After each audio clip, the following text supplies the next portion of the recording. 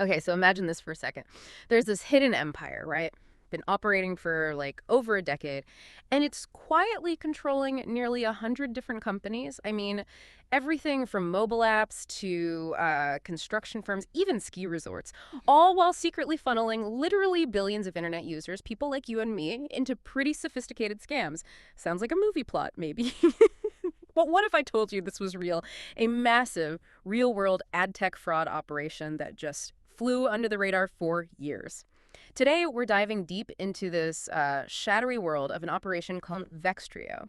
And just so you know where we're getting this from, our insights today come straight from some really exhaustive investigations. Security researchers at Infoblox did a huge amount of work here. They basically managed to pull back the curtain on this pretty formidable entity. So our mission today, we're going to try and unpack the anatomy of VexTrio, understand how they built and crucially sustained such a sprawling, deceptive network for so long. And we want to really pinpoint the key takeaways about, modern cyber threats because this isn't just a scam. It's about uncovering the surprising, deeply layered sophistication of an operation built for, well, ultimate concealment. So let's kick off with the scale. The sheer, almost incomprehensible breadth of this factory operation. Like I said, not some small-time thing. This was a really carefully constructed empire, active for over a decade, pretty much right under our collective noses.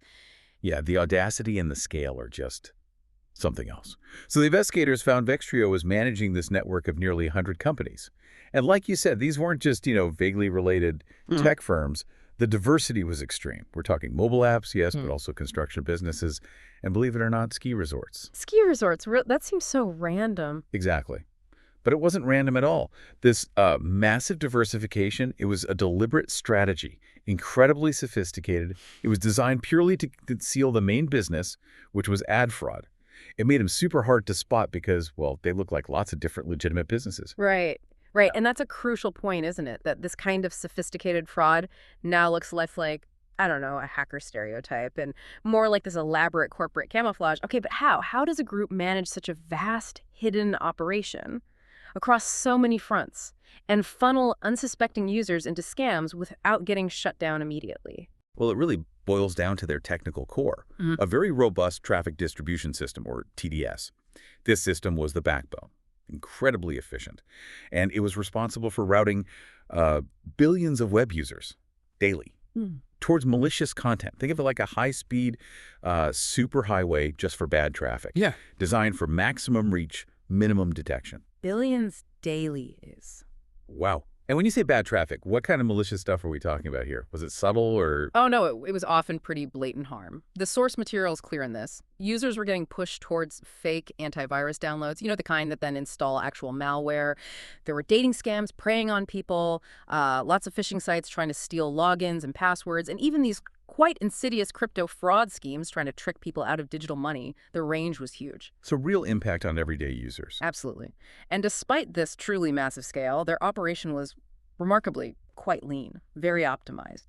VexTrio managed to control over 70,000 compromised domains while operating with fewer than 250 virtual machines. Wait, say that again? 70,000 domains on fewer than 250 VMs. Yeah.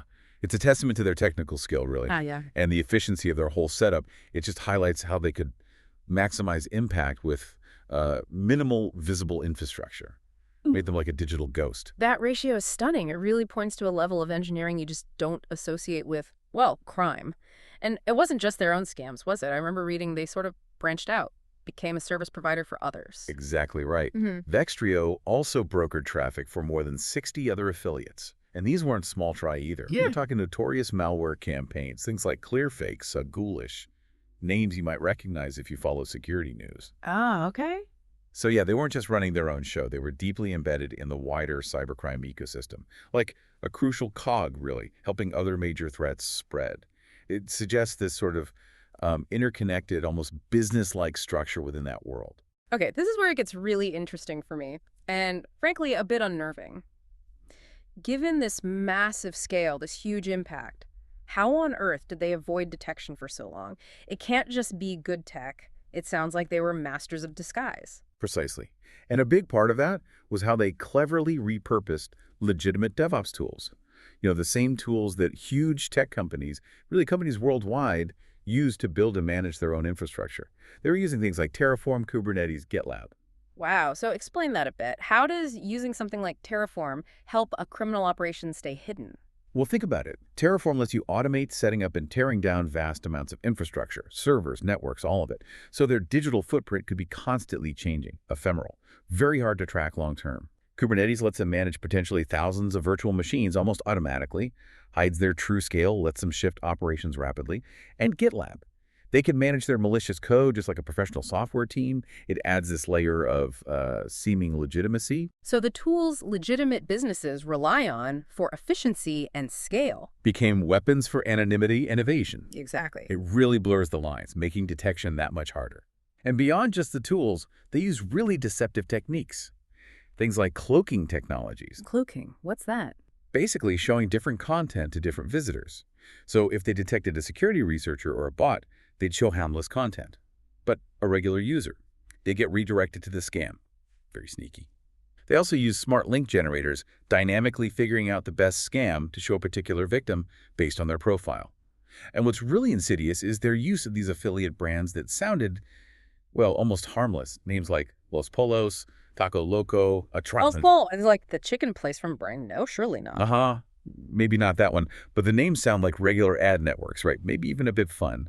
But they were just deceptive gateways, funneled straight into VexTrio's criminal world. They looked legit. That made them incredibly hard to pick out from the crowd, even for people who knew what to look for. Okay, so with all this deception, all this tech, how did the Infoblox researchers even start to untangle this web? Tracing this kind of ghost in the machine sounds Yeah. monumental. It absolutely was. Monumental is the right word. It was painstaking work for the Infoblox team. They had to meticulously trace individuals through this maze of digital clues. We're talking corporate filings in different countries, obscure trademark registrations, following tiny digital breadcrumbs left in server logs, domain registrations, that kind of thing. It was like piecing together this huge global jigsaw puzzle where most of the pieces were deliberately hidden or disguised. And they did eventually connect some names to VexTrio, didn't they? The report mentioned Giulio Cerruti, Igor Voronin, a few others. That's right. And the investigation highlighted their international ties. Mm. Switzerland, Czechia, Bulgaria, Canada. It really underscores the global nature of this operation. It wasn't confined to one place. It was a true spiderweb. Makes you wonder how many other webs like that are out there. So let's bring this back to the listener. What does all this mean for you, just browsing the internet day to day? How does an empire like VexTrio, hidden in plain sight, actually impact your online life? Well, it means that their whole deceptive design, using those fake dating sites, those mainstream-sounding brands we talked about, that was key. That's how they evaded detection for years. They just blended in, became part of the internet's background noise almost, making it incredibly tough for average users, even security tools, to spot the danger. And the reach was just enormous, right? There was that statistic. Yeah, and this is the one that really hits home, I think. VexTrio's reach, their infrastructure, is estimated to touch over 40% of compromised websites globally. 40%. 40%. Just pause and think about that number. It's not a small fraction. It's nearly half of all compromised sites out there. That Los Pollos affiliate network alone was advertising access to massive user bases. This wasn't some niche fringe thing. It was deeply, deeply embedded in the fabric of the compromised internet. Wow, 40%. That's alarming. It means the chances are actually pretty high that you, listening right now, have unknowingly brushed up against VexTrio's operations at some point. Its pervasiveness means it likely touched a huge portion of online activity, whether anyone realized it or not, which definitely raises the question, how vigilant do you even need to be in a world where threats like this are hiding so well? So, wrapping this up, this deep dive into VexTrio, it's a really powerful case study, isn't it? It shows how these sophisticated global online fraud operations can just thrive for years and years. They use this potent mix of technical skill, these sprawling networks of front companies, and really deceptive branding to stay hidden. Absolutely. And it highlights the immense challenges involved in actually detecting and dismantling such complex criminal outfits. It really does. But it also leaves us, I think, with a pretty thought-provoking question. If VexTrio could operate for over a decade, achieve that kind of reach touching over 40% of compromised web spaces globally, what does that actually tell us about the hidden layers of the internet we don't see? What else might be lurking just beneath the surface operating right now that we haven't even begun to uncover yet? This whole story really underscores how cyber threats are constantly evolving, becoming more complex, more hidden, and it just hammers home that critical need for all of us to stay vigilant, to think critically in our increasingly digital lives. You really have to.